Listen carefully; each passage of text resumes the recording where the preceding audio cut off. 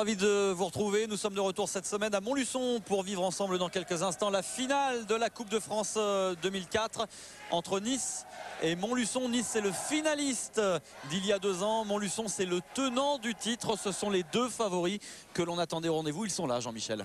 Oui, c'est vrai, Thierry, c'est un petit peu la finale rêvée. C'est une finale qui promet d'être indécise, même si on peut penser que Nice est légèrement favori sur le papier. Allez, on rentre tout de suite dans cette finale avec, une fois n'est pas coutume, un tête-à-tête que l'on va vous proposer. Un tête-à-tête qui va être très spectaculaire, on l'attend. C'est l'affrontement entre Christian Fasino et Philippe Quintet. C'est parti. Ah, c'est que c'est pas le... On débute cette finale, Jean-Michel. Ah bon, je croyais que c'était la ligne de Par paire. un petit tête-à-tête. Un petit tête-à-tête sympathique, non, hein, bon, entre 2 jeunes premiers qui débutent. Christian Fasino opposé à Philippe Quintet. Le tirage au sort fait quand même bien les choses, hein. Ah oui, et puis il ne l'a pas fait justement uniquement sur cette partie, hein, parce que les autres tête-à-tête, ça donne lieu à des affrontements magnifiques, et en plus entre des joueurs qui se complètent bien, hein. On pourrait citer Stéphane Riffaut par exemple qui joue contre Fred Perrin. Oui, qui n'a pas joué longtemps d'ailleurs, hein. Oui, d'ailleurs, parce que Stéphane Riffaut s'est largement imposé 13-3 face à Fred Perrin. On pourrait citer Luis Alexio qui vient de battre Eric Zasdias. C'est vrai que ça fait une très belle partie. Et puis on a Fred Foni juste à côté, opposé à Raphaël Ripen. Raphaël Ripen contre Foni, tandis que Valérie Agosta joue évidemment contre Andy Gepesser et que Pascal Dacruz est opposé à David Winterstein. Et dans la partie qui nous intéresse, Fasino Quintet, c'est Fasino qui mène 6-4.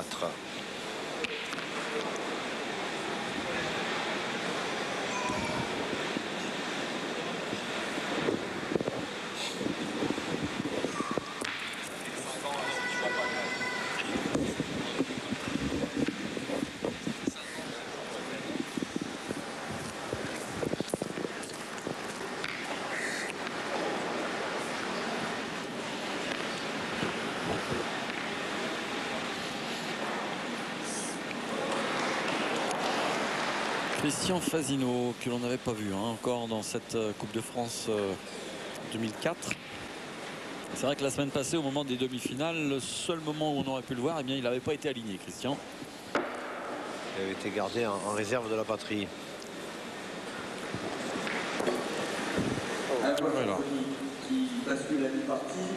Un petit peu long. Moi, à mon avis, vous savez, le jeu de tête-à-tête, c'est quand même spécial. Et à mon avis, Philippe Quintet va continuer à tirer, hein. Il a fait palais à la première. Il est mené 4-6. Il le mène pour revenir. Il ne va pas se gêner. Ah, il contre sur la sienne, mais ça ne change rien. Ça l'arrange, façon, au contraire. Ouais, ça ouais. l'arrange parce qu'il ne fait pas contre celle-ci sortait. Et il n'aurait eu qu'un point que là, en faisant contre, ça ralentit sa boule. Donc il a 2 points par terre. Ouais, il garde 2 points en jeu, effectivement. Possibilité de joli mène pour Quintet.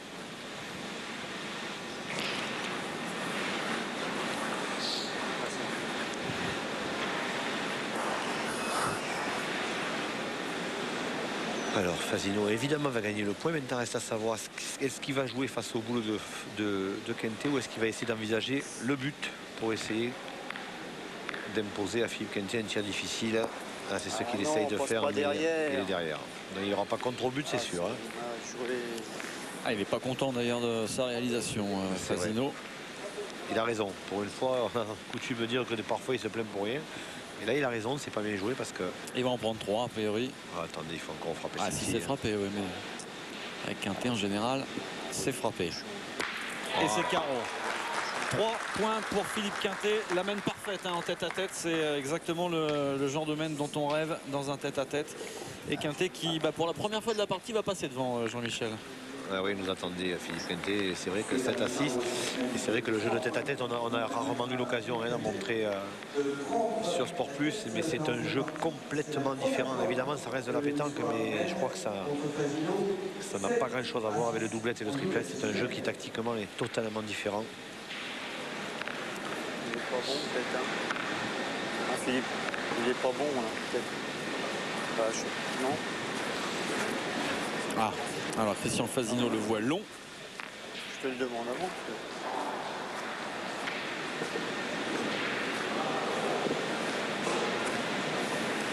Ouais, c'est peut-être un poil long, a priori. Hein, il doit être limite, hein, peut-être.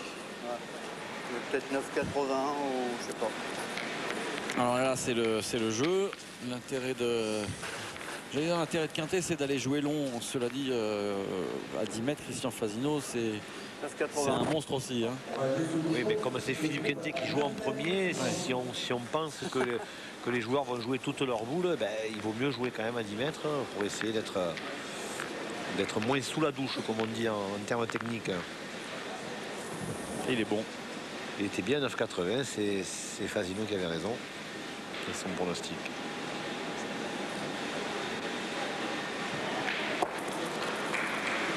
Bien pointé.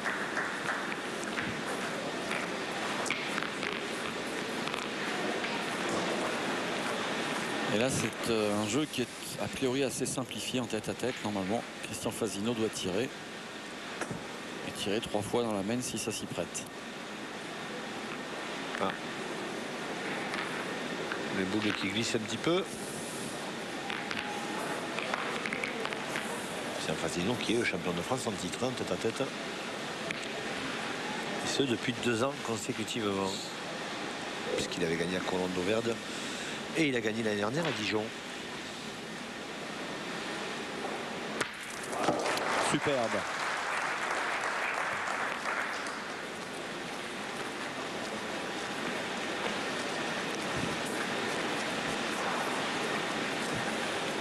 Alors le jeu pour Quintet, c'est de continuer à pointer, Jean-Michel, ou de retirer sur la boule de Fasino? Non, il faut pointer, c'est loin. Et là, il va pousser Christian Fasino à tirer 3 fois. En plus, il a toujours la possibilité de se mettre face au but. Ou en contre devant la boule. Ah, je pense qu'il va plutôt jouer au but, mais c'est vrai que oui, il peut éventuellement aussi se jouer devant la boule.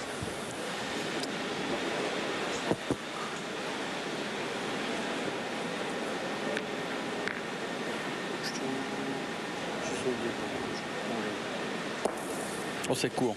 Ah, il a perdu. Par contre, ça, c'est plus grave. En tête à tête, à ce niveau de jeu, Thierry, vous perdez une boule, c'est quasiment la main qui s'enfuit.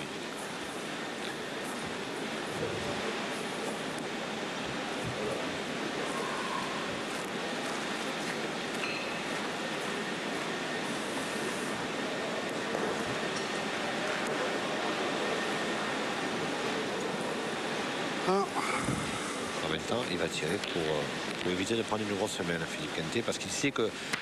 Ah, Caro. Il sait pertinemment que Christian Fasino ne manquera pas 2 fois s'il regagne le point. Donc autant essayer d'éviter de prendre une grosse main. Et il remet un petit coup de pression sur Christian Fasino parce que le carreau était absolument parfait. Ah, magnifique, ouais. Presque trop, parce qu'il aurait aimé qu'elle revienne un petit peu sur le bouchon, hein, Philippe Quintet. Mais c'est vrai qu'il a parfaitement réussi à son tir. Alors, évidemment, Quintet ne marquera pas. Mais avec ce carreau, il peut peut-être gagner un point et ne perdre qu'un point au lieu de 2, comme on peut le penser.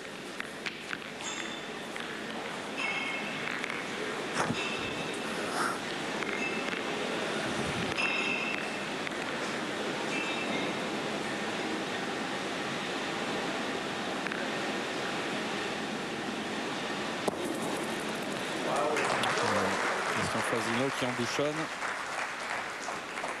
Là, on a du très très haut niveau. Hein. Ah, il se perd un minimum de boules. Hein. Je vous dis, la moindre boule perdue, c'est quasiment la main qui s'envole. On va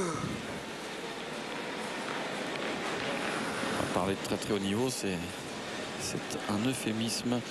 On a le meilleur joueur du monde, Philippe Quintet, face au joueur du siècle, Christian Fasino. C'est pas mal, hein. On est bien là. Fasino, qui est le plus beau palmarès de tous les temps. Ça fera 2. Ouais, Fasino qui va marquer 2 points pour reprendre la tête dans ce tête-à-tête. Ah, il y a du chassé-croisé là. Hein. Et vous voyez, Thierry, le tête-à-tête qui est un jeu relativement rébarbatif, hein, parce qu'il y a quand même moins de spectacle. Eh quand c'est joué par Fasino et Quintet, ça devient subitement spectaculaire.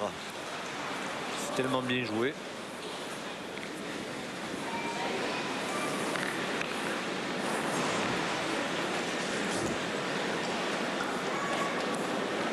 Alors là, Fasino il s'est trompé. Ça va pas améliorer son sourire. Il est farci. Hein. Il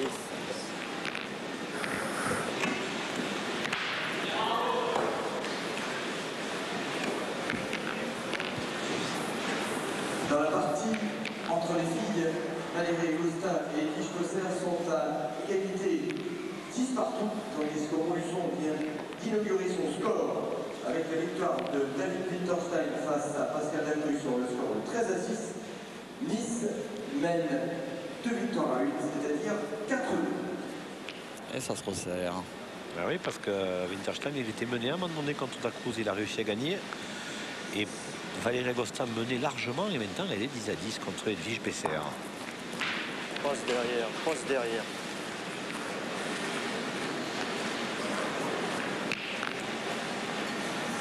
Alors à mon avis, Philippe Quintet va tirer.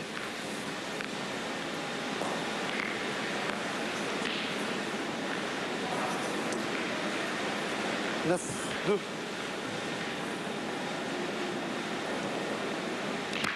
Et carreau.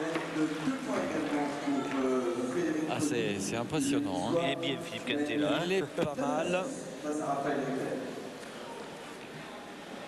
Il faut ni mène largement hein, face à Raphaël Ripen. Tous les Niçois qui ont un gros week-end à négocier parce que sitôt cette finale de Coupe de France terminée, on va reprendre les voitures, on va faire 700 km et on va aller jouer les qualifications départementales demain matin. Avec Quintet, avec Suchot. Ah ouais. Non, Philippe Suchot, on en parlait tout à l'heure. Parce que Montluçon, il est quasiment à la maison, lui. Hein. Oui.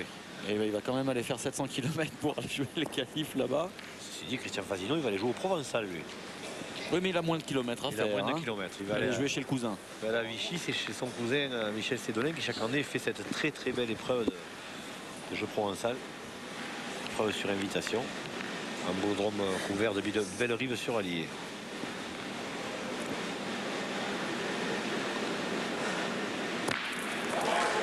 C'est bien fait. Ça fait 2. Alors maintenant, il avait essayé déjà de se coller, il n'était pas complètement parvenu à le faire.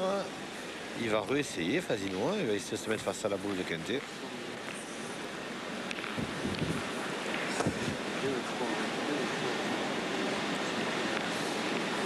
Alors, il marmonne. Je ne sais vous le dire, ça marmonne. Comme on dit chez nous, il roumègue. Un petit coup, quoi.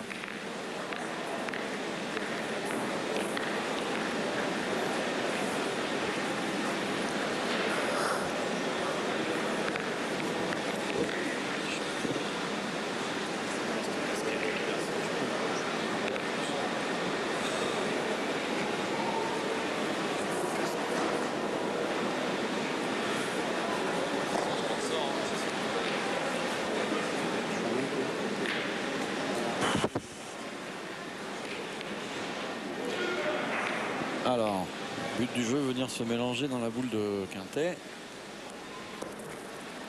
Ou dans Bouchonnet, il a bouchonne pas. Hein. presque réussi. Il aurait pas fait pareil.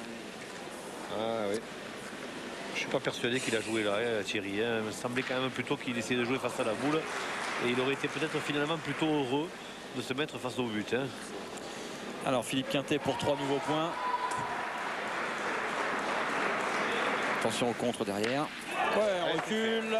Et 3 points pour Quintet.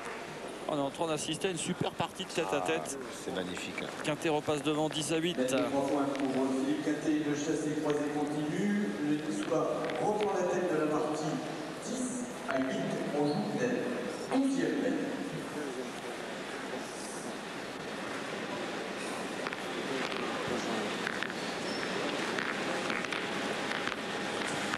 Alors, Philippe Quintet, est-ce qu'il va prendre l'option de jouer pas trop loin? À mon avis, non, il va quand même essayer de rester dans des limites de, Il faut, en de 9 limite à haute. 10. Il faut rester très haut.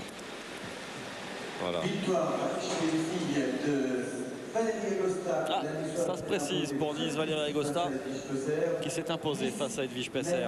6 à 2. Ah, Valérie Agosta, elle a tremblé quand même, hein, parce qu'elle menait largement 10-4. Elle est revenue Edwige Pesser à 10-10. Et maintenant, finalement, la Niçoise s'est imposée.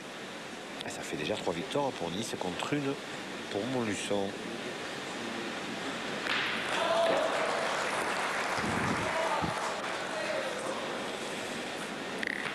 reste donc 2 tête-à-tête. Foni mène contre Ripen et Quintet mène face à Fasino.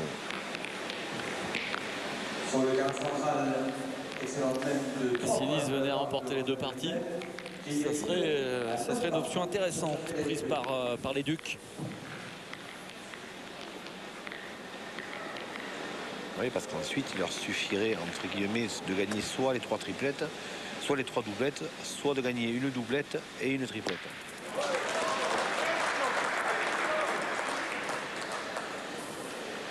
Alors Philippe Quintet, à mon avis, il ne va pas faire ce qu'il a fait tout à l'heure, il va retirer immédiatement. Tout à l'heure, il a pointé, il a perdu. Chat échaudé, crème froide, il va tirer. Oui. Ah, vous le connaissez bien, hein? Avec le temps. Eh, il a manqué.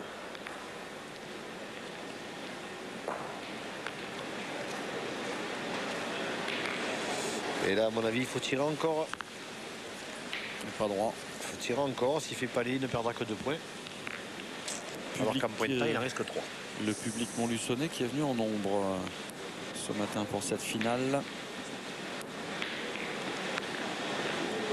Ah, c'est vrai que c'est un loisir intéressant dans une région où...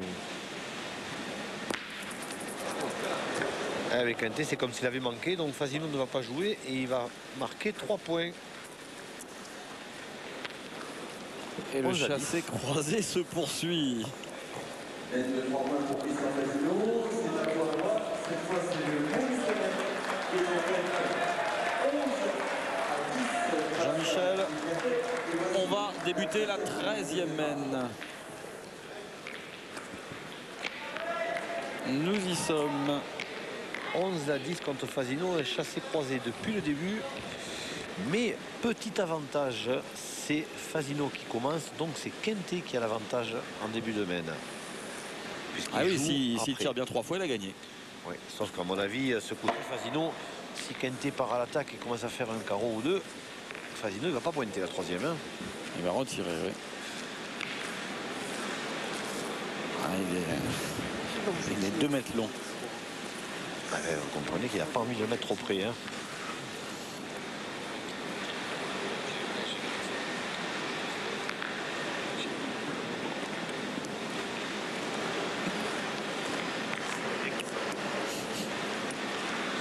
Alors ça fait déjà 2 fois qu'il le jette mal, Christian Fasino. Il ne faudrait peut-être pas prendre de risque au 3e coup parce que ça aussi c'est important, hein, ce genre de rencontre. Le jet du but. Combien au moins? Il est bon ce coup-ci. S'il se fait rire tout seul, Christian Fasino.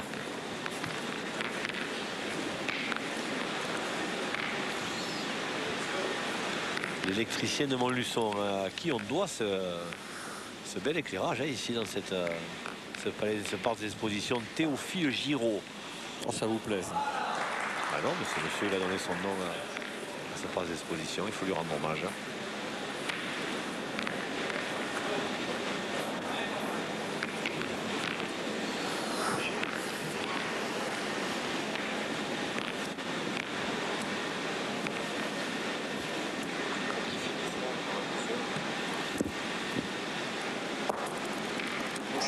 Bouchonne un peu. Eh bien non. Ah, il a quasiment bouchonné. Hein.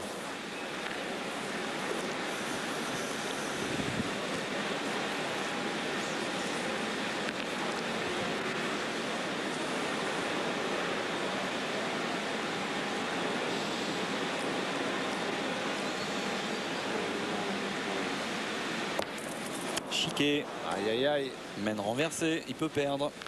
Aïe aïe aïe. Ça va vite, hein. Tout va très vite dans un tête-à-tête, c'est ça. La moindre boule perdue.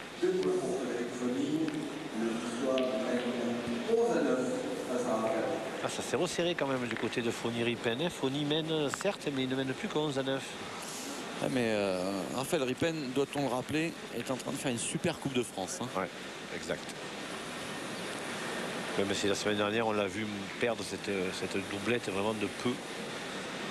À mon avis, elle était un petit peu présomptueuse sur la fin, notamment sur la dernière mène. Aïe, aïe, aïe, aïe, aïe, c'est perdu quasiment. Alors Philippe Quintet, il n'est pas chanceux parce qu'il est quand même au pied de la boule. elle ne s'est pas donnée. Alors maintenant, évidemment, Fasino, il a 11, 2 boules en main. À mon avis, c'est quasiment terminé. Il faut que Philippe Quintet pointe face au but et réussisse un exploit.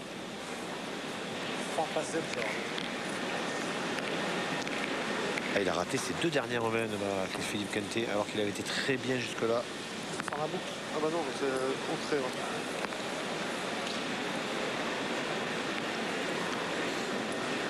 Il avait réussi une très belle prestation, Quintet, mais Fasino a été régulier sur les domaines qu'on vient de vivre. Qu'est-ce qu'il peut faire là?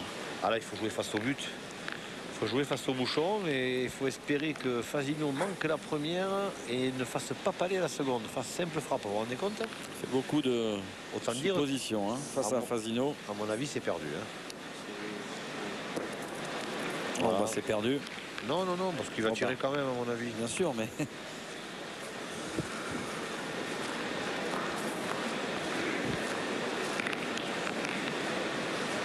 Je vais vous dire un truc.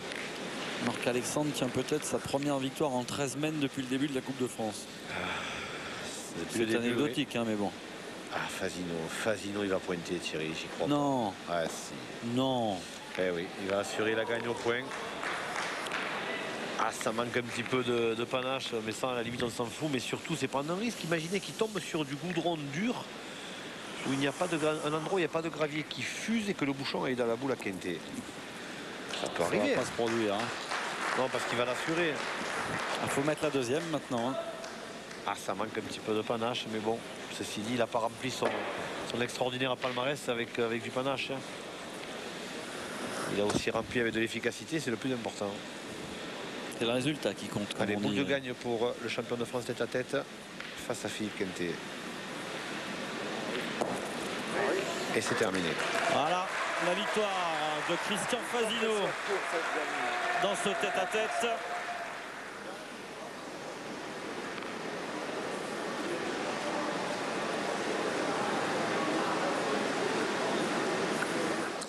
Et le décor est planté dans cette finale avec un tête-à-tête superbe entre Christian Fasino et Philippe Quintet. On vous l'avait promis, il a bel et bien eu lieu ce tête-à-tête haut de gamme entre deux grands champions. La suite dans quelques instants, juste après la pub sur Sport Plus avec les doublettes. Là aussi, on attend beaucoup de spectacles. Restez avec nous.